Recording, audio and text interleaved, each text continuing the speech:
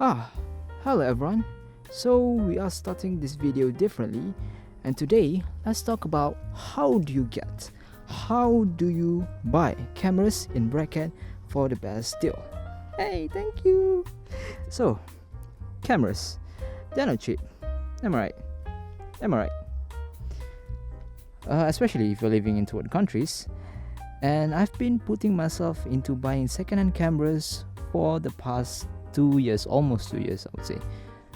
And the reason why I did that was because I didn't have much money for A7C or something, and there was no point of buying a brand new camera for me. So I was like, you know what, second, it's always an option, alright? It's always an option. Oh yeah, by the way, this is not sponsored by GNT. I'm very sorry of that. Let's put that away. So yeah, there was no point.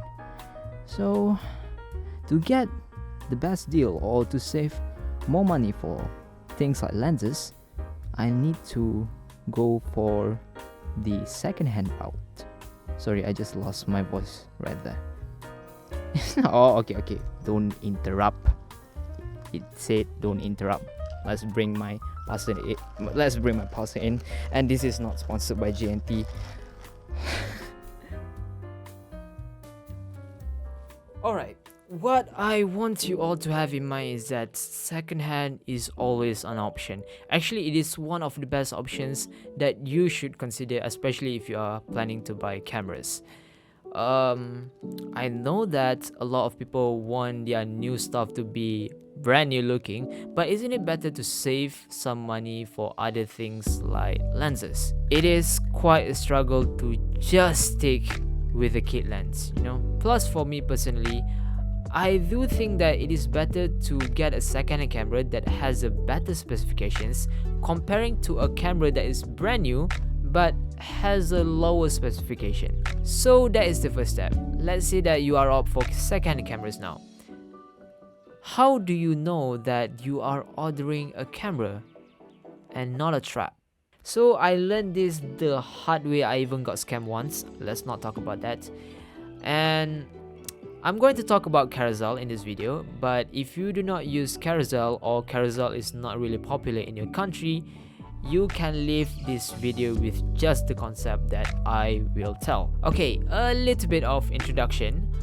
Carousel is a famously known as web-based consumer-to-consumer (C2C) and business-to-consumer (B2C), where people sell second-hand goods most of the time.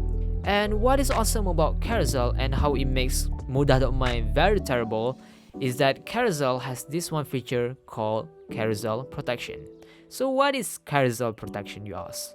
Well, especially if you are planning to get your camera posted from a very far place, Carousel Protection is basically you pay the camera and then Carousel will hold the money until you receive and are satisfied with the camera in this case, and then Carousel will release the money to the seller. This will make purchase much more secured, and you will avoid yourself from all those bad scammers. Because here's the thing, you want to be as skeptical as possible when buying secondhand goods online, and by having Carousel Protection on the item that you are planning to buy, this will make sure that things are safe. You will not lose your money for nothing. But if you are very anxious on taking that route, I really recommend you to meet the seller face to face. It's going to be hard to find, to find a seller nearby your place. It's going to take a lot of time, but this will make things more safe. It will save your money from these scammers.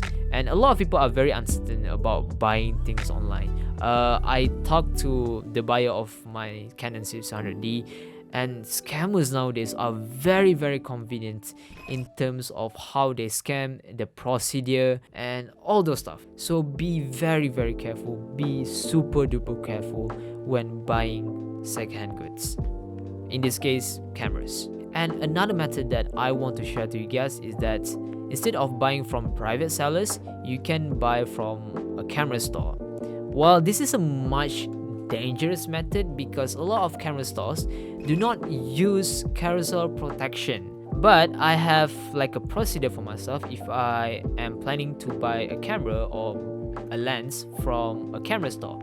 So basically I would check the registration of this store. In my country it is called SSM. So what I would do is that I would check if the store is in the official registration, of course, in the official website. Make sure you go to the official website, and if the store is in the official registration, we could see that the store actually exists, and I could see that I could trust them by the percentage of 80%, which is a very high percentage. So again, this is really depending on you after that. If you are still uncertain with what I said just now, the best way for you is meet the seller face to face and do the deal physically. It would definitely take more time and it might cost you more, but it will make sure that the deal is actually legit and not another scam to another person like you. So yeah, this is a relatively short video, but I think this video is going to be helpful for a lot of people, especially if you are planning to get into this kind of like photography, videography kind of stuff. So this is a tip. These are the tips that I could give to you, so you will not get into another scam trap. So yeah, I guess that's it for this video, and I will see you in the next video.